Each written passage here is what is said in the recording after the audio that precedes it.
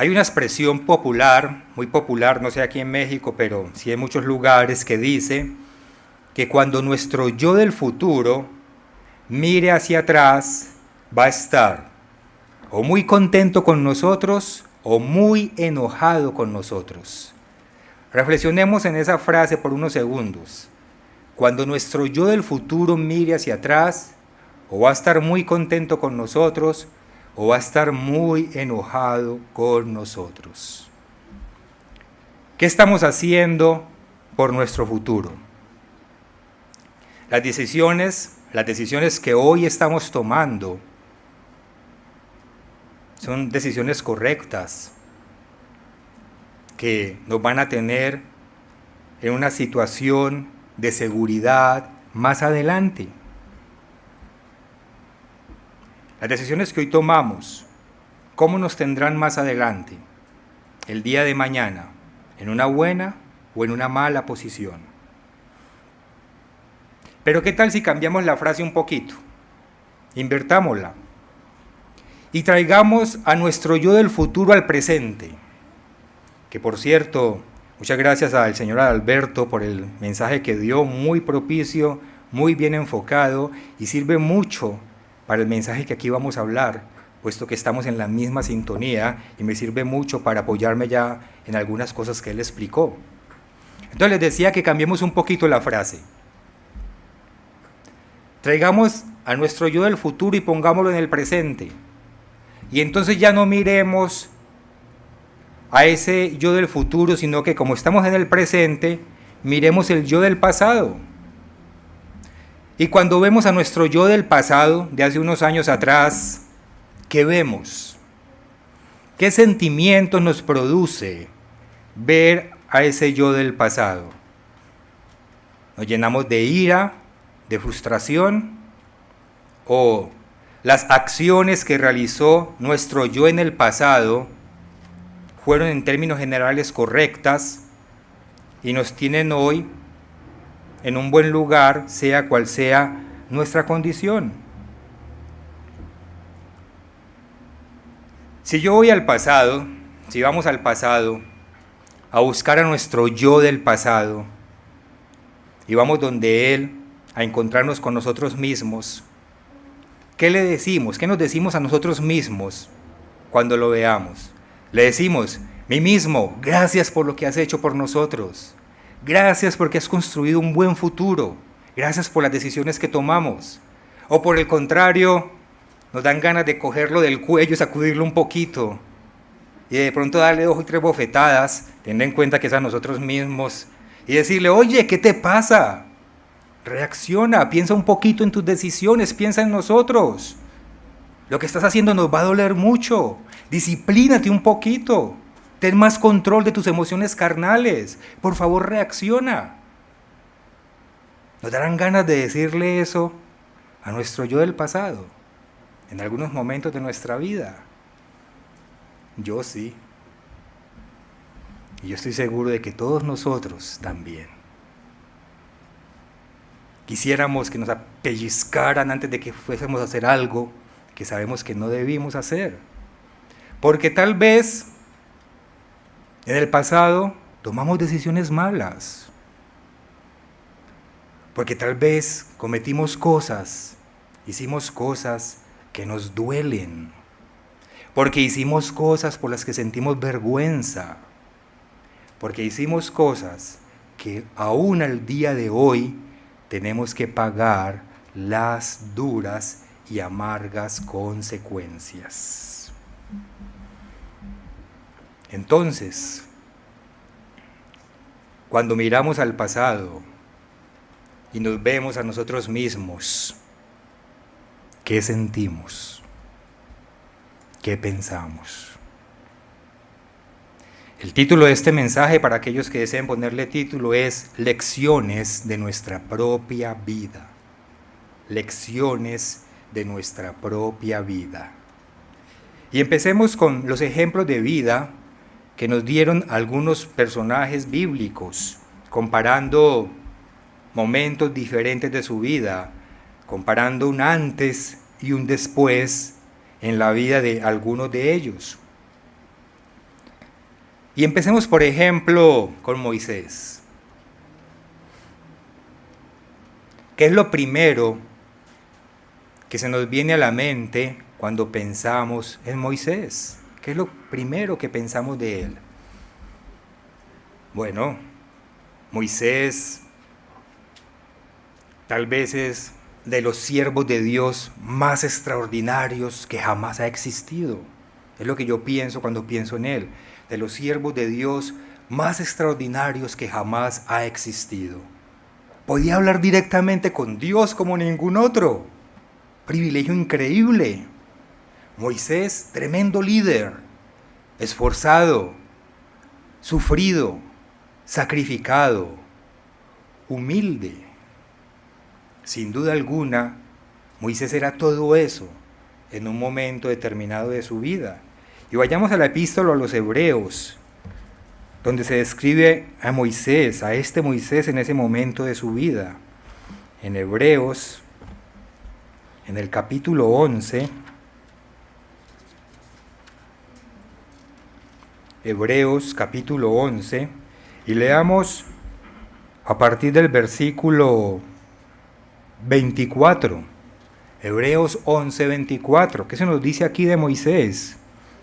Se nos dice que Moisés, en el versículo 24, fue un hombre que rehusó llamarse hijo de la hija de Faraón, porque Moisés fue un hombre que escogió primero ser maltratado con el pueblo de Dios, antes que gozar de los deleites temporales del pecado. Se nos dice que Moisés fue un hombre que tuvo por mayores riquezas el vituperio de Cristo que los tesoros de los egipcios, porque Moisés tenía puesta la mirada en el galardón. Se nos dice que Moisés, en el versículo 27, no temía a la ira del rey. ¿Por qué? Porque Moisés fue un hombre que se sostuvo como viendo al invisible. Ese fue Moisés en un momento de su vida, grandioso, espectacular. Un ser humano como ser humano digno de admirar y del cual debemos imitar en muchos aspectos de su vida. Pero Moisés, ese Moisés, no siempre fue así. Hubo un momento de la vida de Moisés en que era diferente.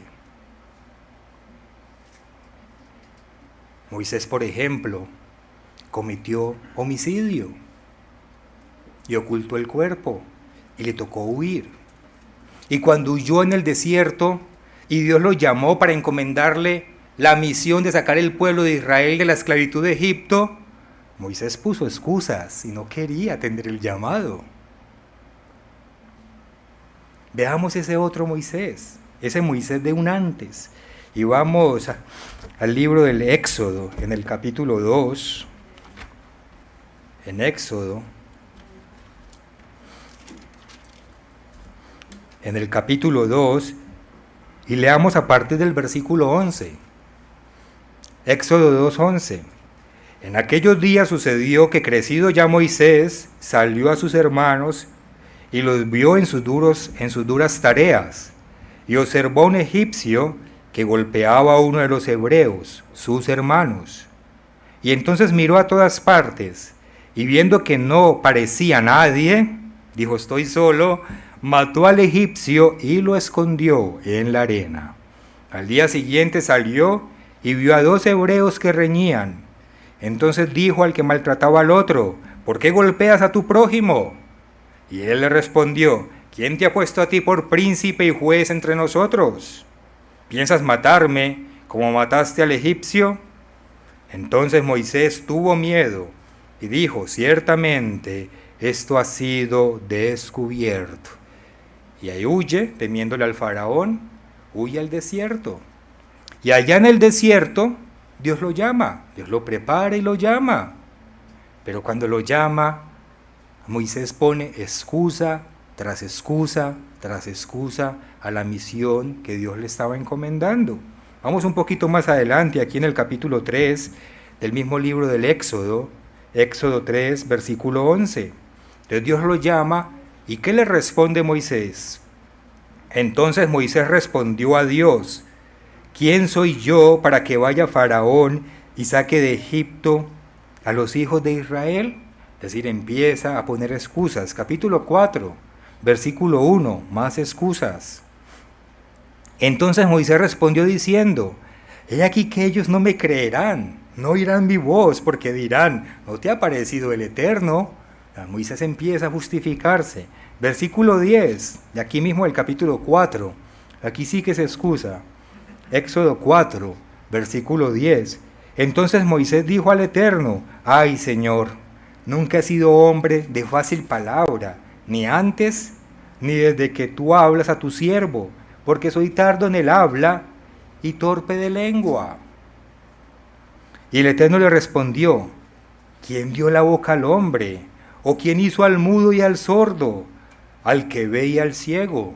¿No soy yo el Eterno? O sea, le estaba diciendo: eso para mí no es nada, yo hago así y te vuelvo el hombre más elocuente del mundo. A lo mejor era medio pegado de lengua, entonces estaba excusando por ese defecto, y Dios le está diciendo: ¿acaso no tengo el poder de darte el habla? Pero ¿qué responde Moisés? Versículo 12, dice: ahora pues ve, y yo estaré con tu boca y te enseñaré lo que hayas de hablar. Entonces dijo: vaya, que yo le voy a decir que tiene que hablar. Y Moisés dice: ay, Señor, envíate, ruego, por medio del que debes enviar. O sea, todavía le seguía diciendo: no quiero ir. Entonces el Eterno se enojó contra Moisés y dijo: ¿no conozco yo a tu hermano Aarón, levita, y que él habla bien? O sea, Dios no le dijo entonces: no quiere, pues no lo sano. A lo mejor lo podría sanar, pues entonces va a hablar por medio de Aarón. O sea, lo dejó ahí con su defecto. ¿No conozco yo a tu hermano Aarón, levita, y que él habla bien? He aquí que él saldrá a recibirte, y al verte se alegrará en su corazón. Entonces, este también es un Moisés de antes de que creciera espiritualmente y alcanzara esa plenitud espiritual que alcanzaron muchos siervos de Dios. Y seguramente cuando Moisés alcanzó más madurez espiritual, seguramente se recordaba de estas cosas con cierta vergüenza, porque es natural que cuando nosotros nos acordamos de algo que hicimos que no debimos de haber hecho, pues nos avergonzamos. Si hay conversión en nosotros, como se dijo en el sermoncillo, si reconocemos nuestra falta. Y lastimosamente pues le tocó vivir con esos recuerdos que quiso no haber tenido nunca. ¿Y qué tal el rey David? El famoso rey David. ¿Qué es lo primero que nos viene a la mente cuando pensamos en el rey David? A mí, por ejemplo, me viene a la mente que era un poeta, que era un músico, que era un guerrero valiente, que era un líder que inspiraba a las personas a que lo siguieran. David fue un hombre que desde muy joven se enfrentaba a leones y osos para cuidar de las ovejas. David fue un hombre que desde muy joven mataba gigantes y ganaba batallas en el nombre de Dios. David, un hombre conforme al corazón de Dios. Leamos Hebreos, ¿qué nos dice? Pues vamos allá a la epístola a los Hebreos. ¿Y qué nos dice aquí de David? En el capítulo 11 donde estábamos, pero esta vez leamos a partir del versículo 32. Hebreos, capítulo 11, versículo 32. ¿Y qué más digo? Porque el tiempo me faltaría contando de Gedeón, de Barak, héroes de la fe, de Sansón, de Jefté, de David, así como de Samuel y de los profetas, que por fe, y esto aplica a David también directamente, David por fe conquistó reinos, hizo justicia, David alcanzó promesas, tapó bocas de leones, apagaron fuegos impetuosos, David evitó filo de espada, sacó fuerzas de la debilidad, David se hizo fuerte en batalla y puso en fuga ejércitos extranjeros. grandioso, un ser magnífico de admirar en el sentido humano, con muchas cualidades que admiramos y que decimos increíble, maravilloso. Pero David también fue un hombre que en otros momentos de su vida no era así. David también fue un hombre que, por ejemplo, en un momento dado, lleno de rabia, quiso acabar con Nabal y con toda su casa, y si no es porque Abigail intercede y lo hace entrar en razón, hubiese cometido ese gran error, ese gran pecado.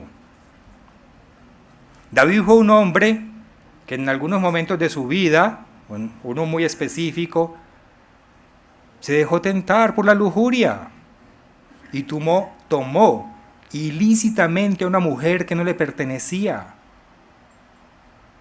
Y como si eso fuese poco, cometió asesinato matando al esposo de Betsabé.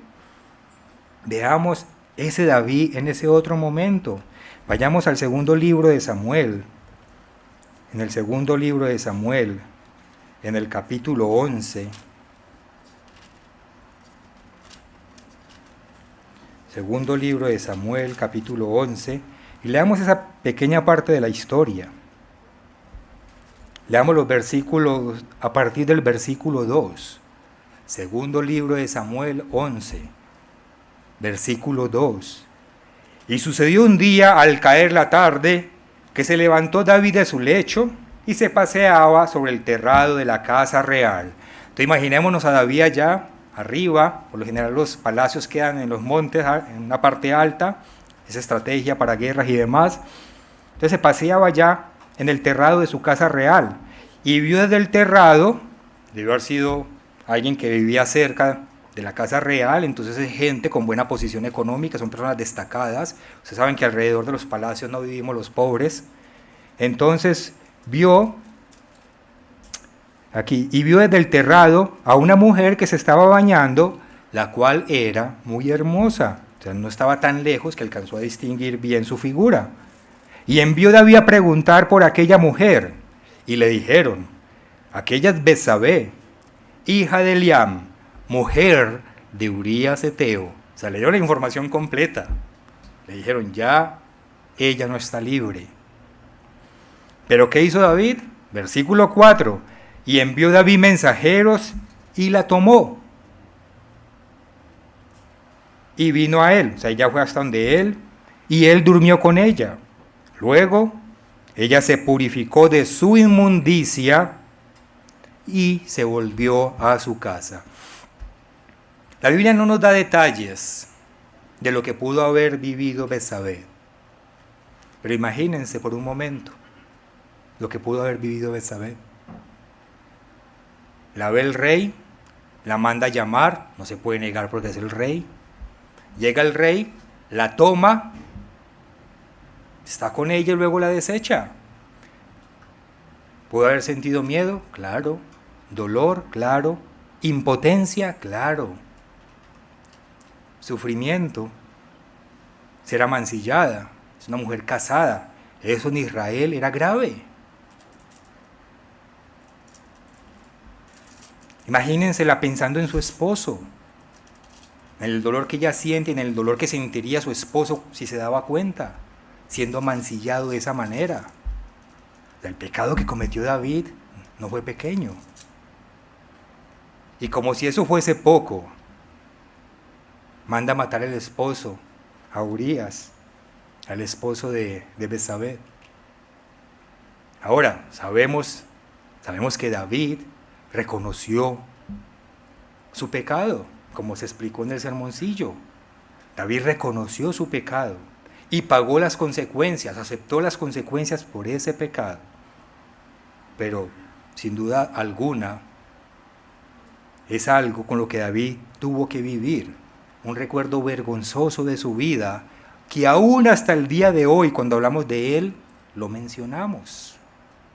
O sea, es una deshonra que ha durado por siglos y siglos, y quién sabe si algún día Dios la sacará de ahí.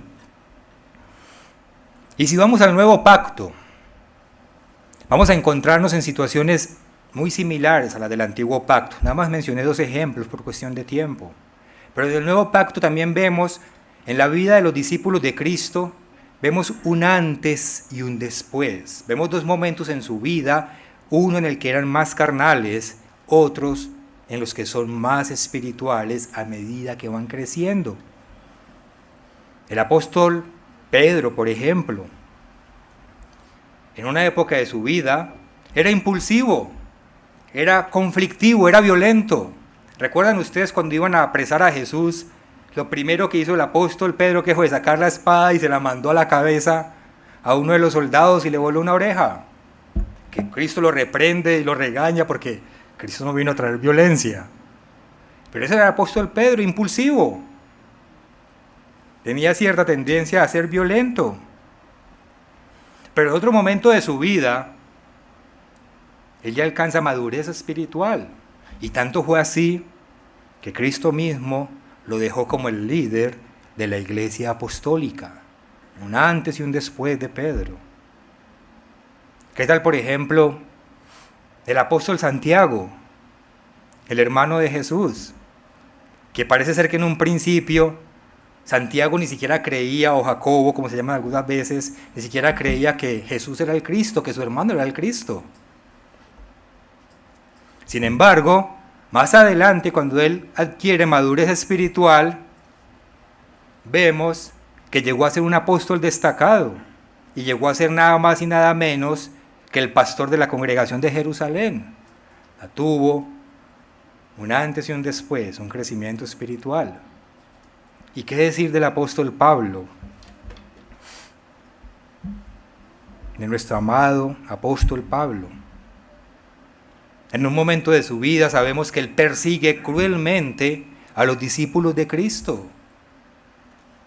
Pero en otro momento es él quien da su vida, arriesga su vida por predicar el evangelio del reino de Dios que Cristo nos enseñó.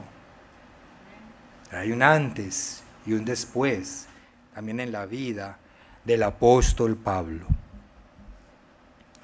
¿Qué tienen en común todos estos ejemplos que acabamos de ver, tanto en el antiguo como en el nuevo pacto? ¿Qué tienen en común?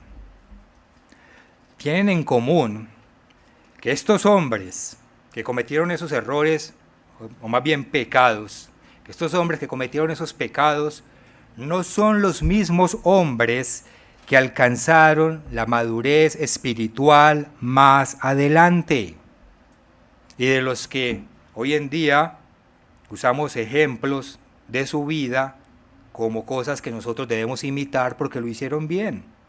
¿Por qué no son los mismos hombres? Porque todos ellos aprendieron la lección y cambiaron. Eran personas convertidas, como se explicó en el sermoncillo. Aceptaron su error, no lo negaron. Aceptaron sus errores. Aprendieron la lección y cambiaron.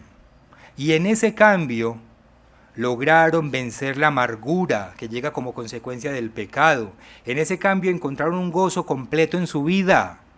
Y lo que es mejor aún, en ese cambio alcanzaron la aceptación de Dios. Lograron la aceptación, la aprobación de Dios. Cometer un pecado, claro que es un problema. Y no me vayan a malinterpretar. Cometer un pecado no se justifica bajo ninguna circunstancia. Claro que es un problema cometer un pecado.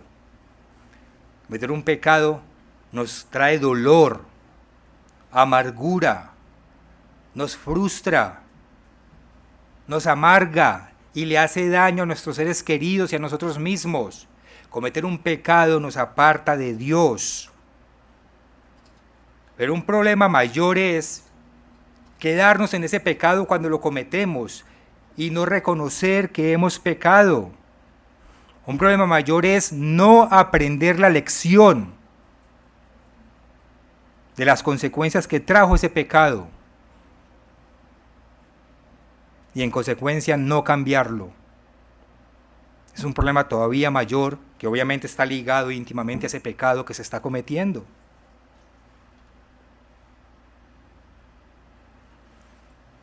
Por ejemplo, el rey Salomón.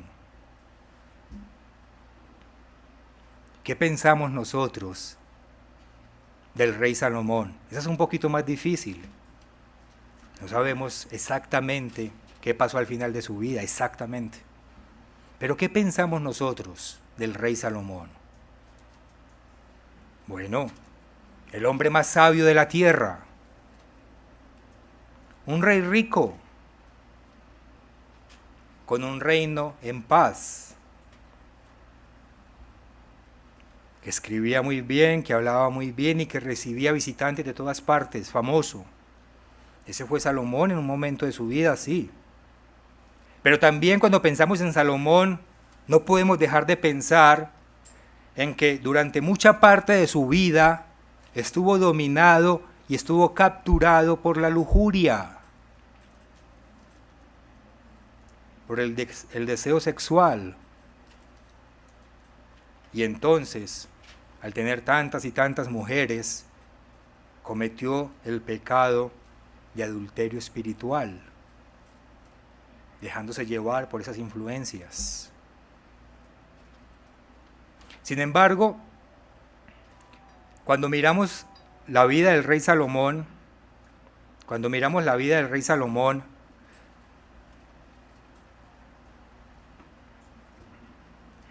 si miramos al final de sus días,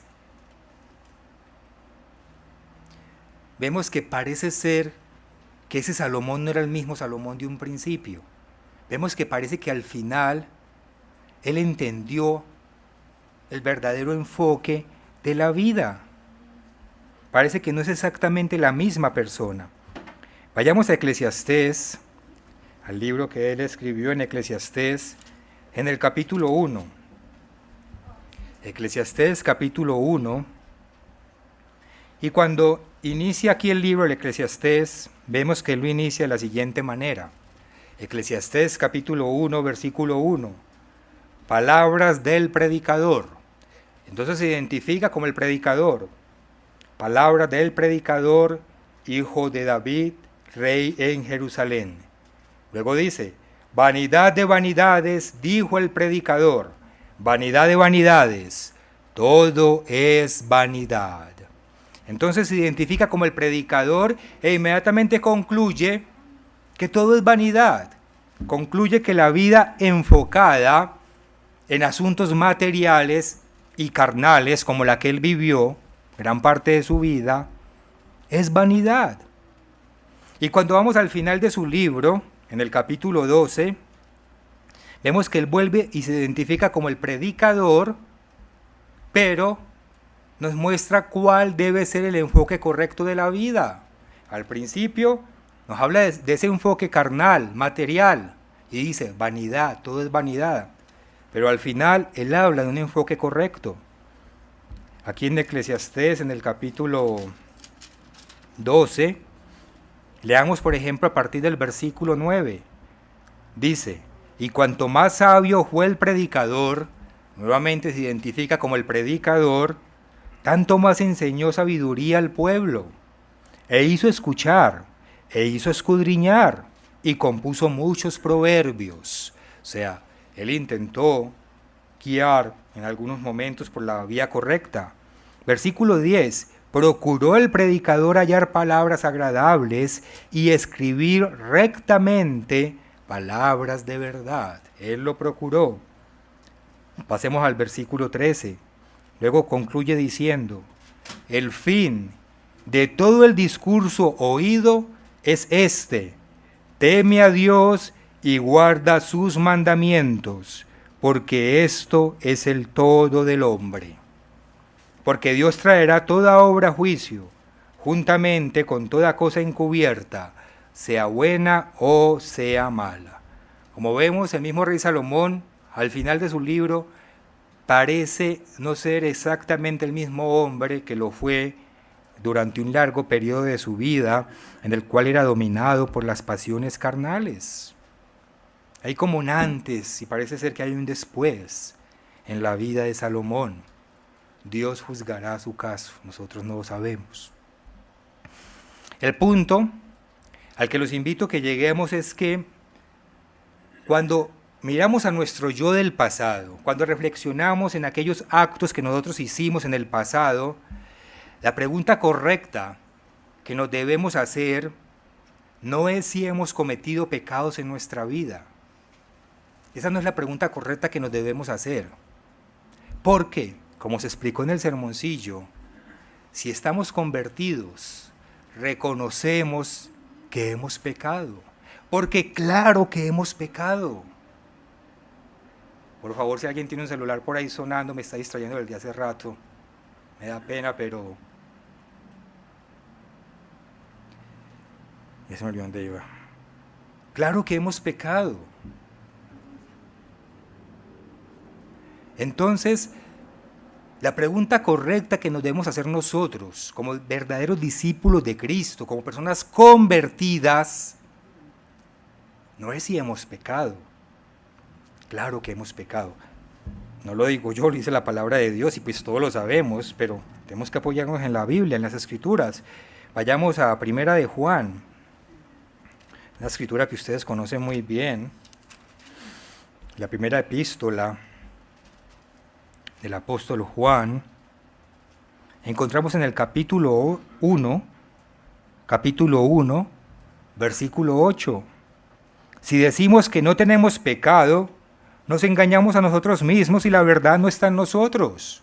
Es decir, no estamos convertidos, no entendemos qué es este llamamiento si decimos que no tenemos pecado. De eso se habló en el sermoncillo. Si buscamos excusas, como es la tendencia carnal y humana, influenciada por Satanás. Si decimos que no tenemos pecado, nos engañamos a nosotros mismos y la verdad no está en nosotros. Si confesamos nuestros pecados a Dios, si reconocemos que somos pecadores, Él es fiel y justo para perdonar nuestros pecados y limpiarnos de toda maldad. Versículo 10. Si decimos que no hemos pecado, le hacemos a Él mentiroso y su palabra no está en nosotros. Entonces, claro que pecamos. Claro que pecamos. Por cualquier razón. Un momento de debilidad, nos falta fe, fallamos. Y como lo dijimos, el pecado está mal, muy mal. Nos daña y nos destruye. Pero hay momentos en que tropezamos. Justificados no, pero tropezamos. Porque, como lo vimos en los ejemplos, hay un proceso de crecimiento. Hay un antes y un después en nosotros mismos. Entonces la pregunta correcta aquí es, reconociendo que pecamos, no buscando excusas, la pregunta correcta que nos debemos hacer cuando miramos a nuestro yo del pasado es, ¿aprendimos la lección? Esa es la pregunta. Partiendo de la base de que somos maduros y convertidos para reconocer los pecados que cometimos. Pero más profundo todavía, aprendimos la lección. La aprendimos al punto tal de que hemos realizado los cambios necesarios para no continuar practicando el pecado o el arrepentimiento que se nos hablaba en el sermoncillo. Aprendimos la lección al punto tal que fuimos capaces de salirnos de ese pecado que nos capturaba y nos esclavizaba. Cuando por la concupiscencia somos seducidos y atraídos, y una vez de que nos dejamos seducir, concibe el pecado, es decir, nos atrapa. Eso lo hablamos la vez pasada en el sermoncillo, el pecado. Pero si lo reconocemos, aprendimos la lección y nos libramos de eso por medio del sacrificio de nuestro Señor Jesucristo. Es eso lo que tenemos que mirar cuando meditamos en nuestro yo del pasado. Se acerca la Pascua y los mensajes que estamos escuchando son mensajes de preparación para esa Pascua, Debemos prepararnos para esa ceremonia de la Pascua que celebraremos los bautizados. Y esa ceremonia de la Pascua es la ceremonia más solemne y de mayor significado en la vida de un verdadero discípulo de Cristo. Es la ceremonia más solemne y más profunda para nosotros. Y cuando llegue esa Pascua, la vamos a tomar con dignidad. Cuando llegue esa Pascua, le podremos mostrar a Dios que hemos hecho cambios en nuestra vida. Cuando llegue esa Pascua y nos sentemos aquí, si Dios lo permite, podremos en el momento de meditación decirle a Dios: Dios, he aprendido estas lecciones y he cambiado. O nos vamos a sentar en esa Pascua mientras seguimos cometiendo los mismos pecados, mientras nos excusamos, como se nos explicó en el sermoncillo. Tener siempre una razón para no cambiar aquello que sabemos que deseamos cambiar. Porque si tomamos esa Pascua, capturados en el pecado, sin haber hecho los cambios, sin haber empezado a hacer esos cambios necesarios, es como si no nos importara la sangre que Cristo derramó por nosotros y la pisoteamos. Hebreos capítulo 10. Hebreos capítulo 10, versículo 28. El que viola la ley de Moisés por el testimonio de 2 o 3 testigos muere irremisiblemente. ¿Cuánto mayor castigo pensáis que merecerá el que pisoteare al Hijo de Dios y tuviere por inmunda la sangre del pacto en el cual fue santificado e hiciere afrenta al Espíritu de gracia? Esa sangre del pacto que nosotros aceptamos en el momento del bautismo. Una vez que aceptamos a Cristo para perdón de nuestros pecados, nosotros no podemos seguir practicando el pecado. Hacerlo significa pisotear la sangre de Cristo. Tomar esta Pascua que se aproxima con dignidad significa no solo reconocer nuestros pecados, sino que significa, además de eso, mostrar cambio y mostrar crecimiento espiritual. Llegamos y le decimos a Dios: somos pecadores. Dios dice: sí, yo sé que usted es un pecador, y bien hecho, porque lo reconoce. Primer paso. Pero ese es el paso básico, ese es el paso elemental. Ese paso es leche para nosotros. ¿Qué sigue? Bueno, usted reconoció sus errores. ¿Qué sigue? Muéstrame el cambio. Muéstrame el crecimiento espiritual. Yo cometí un pecado y me avergüenzo. Pues bien, que se avergüence. ¿Va a entrar entonces en amargura? No es lo que pide Dios. Sí hay que tener un espíritu, corazón humillado, sentir el dolor. Pero Dios no quiere personas amargadas andando por la vida. No. ¿Por qué? Porque reconocemos el pecado y lo cambiamos, lo sacamos de nuestra vida. Y ahí tenemos el perdón de Dios y su aceptación, la reconciliación con Él. Es lo que Dios quiere que le mostremos en la Pascua. Cambio, crecimiento, madurez espiritual. Por ejemplo, si como esposos comparamos el esposo de hoy, el yo de hoy, el esposo de hoy con el esposo de hace 1 año, 2 años atrás, podré decir que soy un mejor esposo. Yo a lo mejor podré decir que sí, pero ¿qué dirá mi esposa? Eso es lo que tenemos que meditar. ¿Qué tan diferentes somos en un antes y en un ahora? Si comparo mi nivel de paciencia, el que tengo hoy con mi yo de hace un año o 2 años, ¿soy más paciente hoy? ¿O sigo explotando ante el más mínimo estímulo? Entonces, ser consciente de eso y cambiarlo, trabajar en ese cambio. Si me comparo como hermano, soy un hermano más amoroso hoy que hace un año. Soy un hermano más preocupado por las necesidades de los demás hoy que hace un año.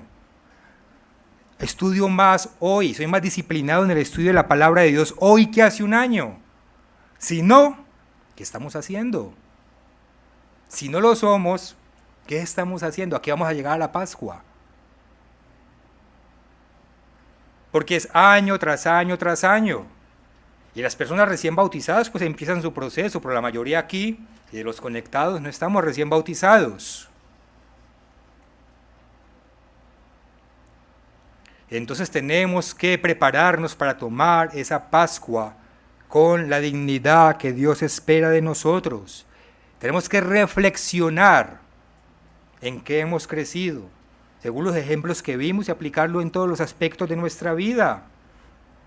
¿En qué hemos crecido? ¿En qué hemos mejorado? Y estamos a tiempo para empezar a reflexionar en ello.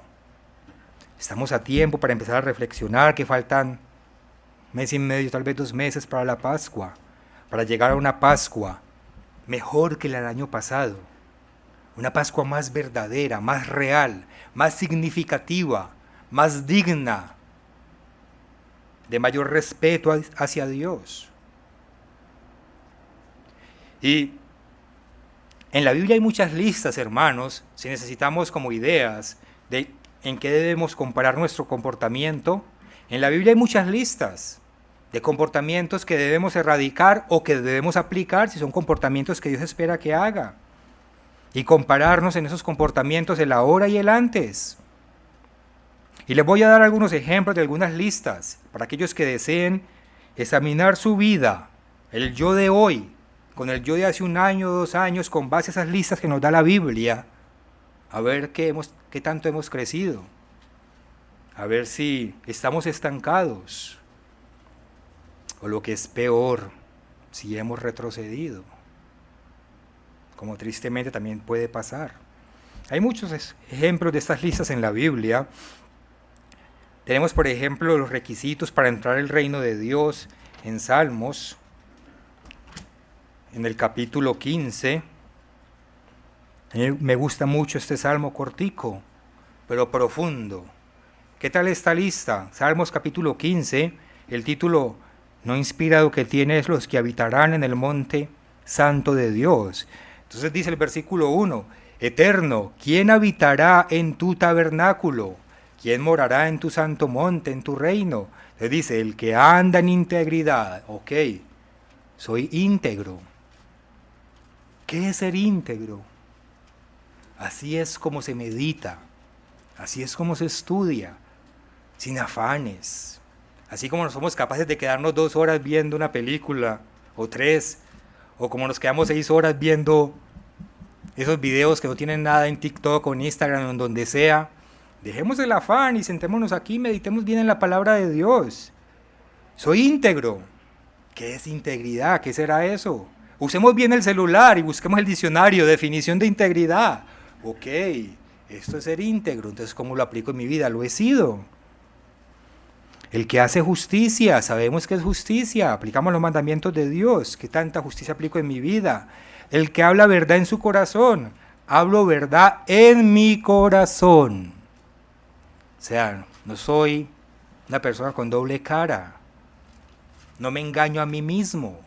Y así puedo seguir leyendo todo el capítulo 15 y hacer la lista y empezar a compararme mi yo de hoy con mi yo de hace 1 año, a ver qué tanto he crecido o qué no he crecido en muchos aspectos.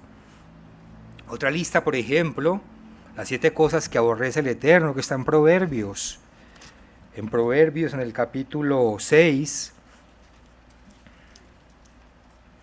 Proverbios en el capítulo 6 y versículo 16. Dice 6 cosas, Proverbios 6, 16 al 19. Ahí está la lista. El versículo 16 dice, 6 cosas aborrece el Eterno y aún 7 abomina su alma. Entonces empieza, los ojos altivos. ¿Ok? ¿Tengo yo ojos altivos? ¿Qué es tener ojos altivos? La lengua mentirosa. Esas excusas son mentiras. Y muy interesante el razonamiento que nos dio el señor Alberto de que mentimos porque hay muchas razones para mentir, estoy haciendo un estudio de eso, pero una razón es porque nuestra cultura, reconocer un error es señal de debilidad, cuando es todo lo contrario. Pero entonces aquí habla la lista, la lengua mentirosa. ¿Qué tantas mentiras digo yo en mi vida diaria, comparándome con el pasado? Las manos derramadoras de sangre inocente. Y recordemos que para Dios el homicidio no solamente es el acto físico, sino el odio. El corazón que maquina pensamientos inicuos. ¿Cierto? Cuando empiezo a pensar mal de aquella persona porque me hizo esto o aquello. Y se van hasta el versículo 19 y pueden empezar a copiar, a anotar y a compararse con eso.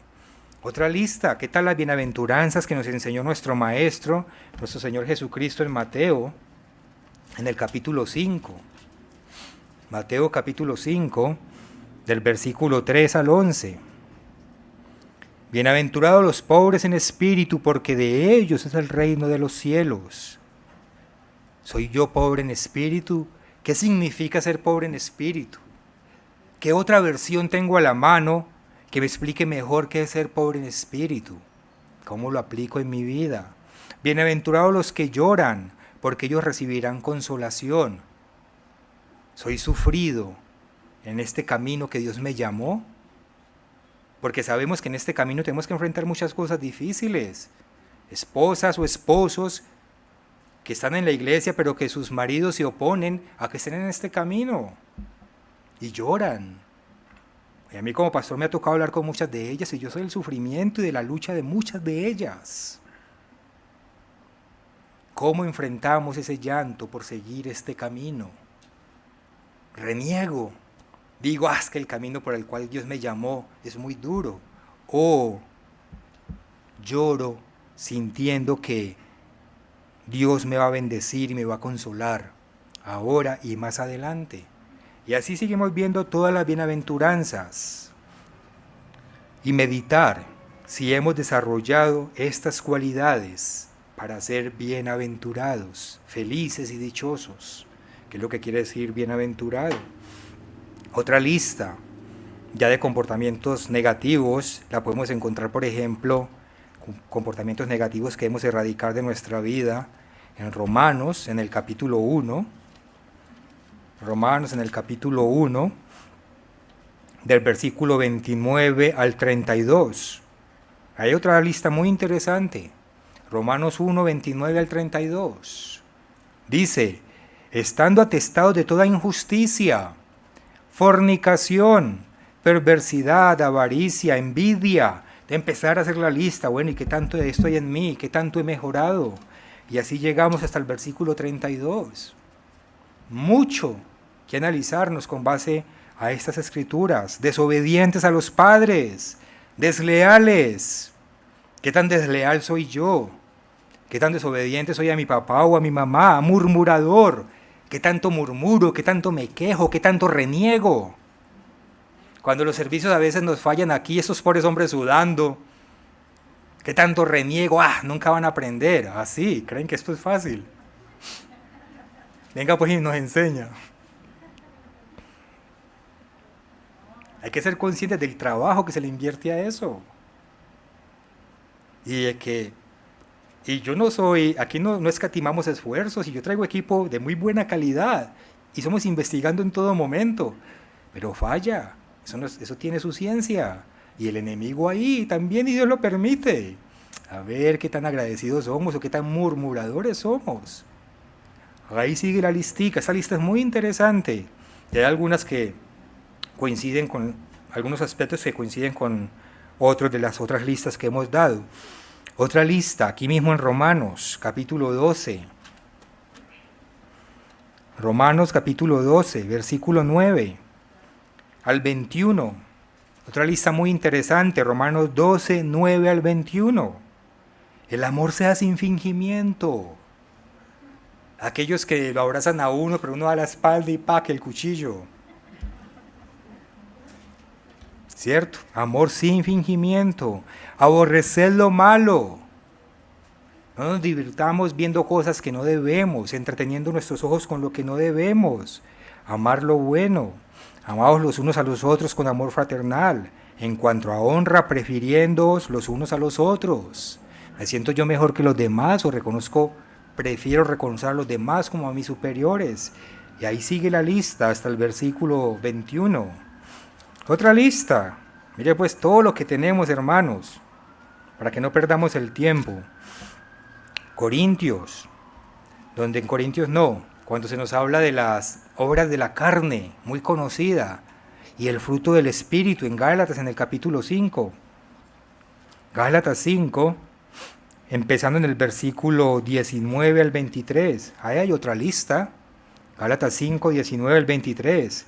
Y manifiestas son las obras de la carne: adulterio. Desde que se desea en el corazón ya hay adulterio, fornicación. Aquellos que son solteros y desean mujeres indebidamente, la pornografía, inmundicia, lascivia, idolatría. Idolatría es tener cualquier cosa por encima de Dios. Enemistades, pleitos, celos, iras, y ahí sigue la lista.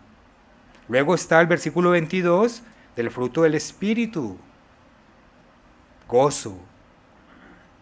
Vivimos con gozo nuestra vida. Esto es interesante. Si comparamos el yo de hoy con el yo de hace un año, ¿somos más gozosos o estamos más frustrados? ¿O estamos más deprimidos? Porque si hoy hay más depresión que hace un año, es porque vamos en contravía. Porque cuando uno crece en Dios, el efecto inmediato, ahí está, del Espíritu Santo, es gozo. Porque aunque uno sabe que ha pecado, también sabe que gracias a Dios venció el pecado, no lo practica más, y en el sacrificio de Cristo que conmemoramos en la Pascua, el pecado fue perdonado. Entonces vemos como todo se va enlazando.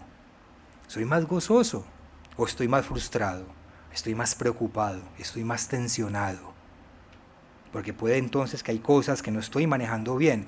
Es que mi vida es muy difícil, claro, y la de quién no, pero ese es el punto. Encontrar gozo en medio de las adversidades cuando estamos bien enfocados.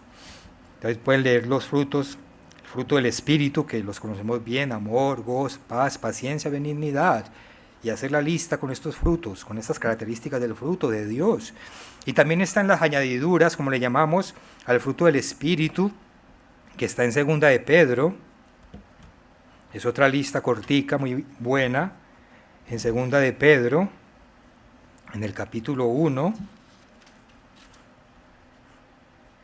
versículos 5 al 8. En la segunda epístola del apóstol Pedro, capítulo 1, versículos 5 al 8. Dice: vosotros también, poniendo toda diligencia por esto mismo, añadid a vuestra fe virtud. ¿Qué es virtud? Es una palabra difícil de definir. La mayoría de nosotros tal vez no somos capaces de definirla de inmediato. Empecemos por ahí. ¿Qué es virtud? Hagan la tarea. Google, ¿qué es virtud? Google, muéstrame los deportes. No, Google, ¿qué es virtud? Y aprendamos qué es virtud. Bueno, y muy importante, aprenderlo en el sentido bíblico. Hay que conocer la definición, e investigar con enciclopedias bíblicas, con diccionarios bíblicos y mirar otras definiciones en la Biblia. Pero es bueno también tener la definición en nuestro idioma castellano, porque si no entendemos eso en castellano, no entendemos de ahí para allá nada. Hay que conocer las bases y luego profundizar. Luego a nuestra virtud. Por esto mismo añadí a vuestra fe virtud, a la virtud conocimiento. Somos más disciplinados en el estudio de la palabra de Dios, al conocimiento dominio propio.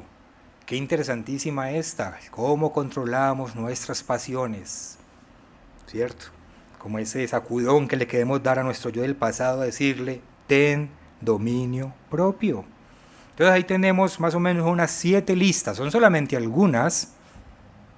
Esta va hasta el versículo 8, segunda de Pedro, 1, 5 al 8. Tenemos algunas listas claras, directas, concisas, de comportamientos en los cuales debemos examinarnos, examinar nuestro crecimiento, nuestra mejoría en cada uno de ellos, qué tanto los hemos erradicado, o aquellos comportamientos que debemos adoptar, qué tanto lo hacemos ya conforme Dios espera que lo hagamos. Y llevarle eso a la Pascua, cuando vengamos a conmemorar el sacrificio de nuestro Señor Jesucristo, y decirle con dignidad, aún me falta, he pecado, lo reconozco que aún me falta, pero te entrego también este crecimiento. He mejorado en esto y en aquello, y me falta esto otro, pero estoy trabajando. Así es como tenemos que llegar a la Pascua. No es, llegó el día de la Pascua, salgo del trabajo corriendo y llego aquí rayando la hora. Preparémonos para ese día, para tomar la Pascua con verdadera dignidad. Tenemos que crecer espiritualmente. No podemos seguir siendo niños espirituales. No podemos seguir en la mediocridad ni en la facilidad. Si los tiempos son difíciles, tenemos que ser cada vez mejores cristianos. Hay mucho en qué meditar. Preparémonos bien para que en esa Pascua lleguemos con gozo, lleguemos con paz interior, lleguemos con dignidad y con humildad. Que haya crecimiento que mostrarle a Dios. Esa es la tarea que los invito, hermanos, de aquí a la Pascua. Lleguen a la Pascua con crecimiento para mostrarle. Y entonces, como hicieron esos grandes siervos de Dios que hoy en día admiramos, algún día como ellos hicieron, podremos decir las mismas palabras que dijo el apóstol Pablo en 2 de Timoteo, muy bonitas, en el capítulo 4 y en el versículo 7. Algún día podremos decirle a Dios como dijo Pablo, he peleado la buena batalla, he acabado la carrera, he guardado la fe. Qué maravilloso poderle decir eso a Dios. He peleado la batalla, la buena batalla, acabé mi carrera, hice lo que tenía que hacer. Fui fiel en la iglesia, fui activo, guardé la fe, la verdadera fe, no me dejé distraer, no me fui del pueblo de Dios, no me dejé llevar por vientos extraños. Versículo 8, por lo demás, me está guardada la corona de justicia, la cual me dará el Señor, juez justo, en aquel día, cuando llegue el momento de recibir nuestro galardón, y no solo a mí, sino también a todos los que aman su venida.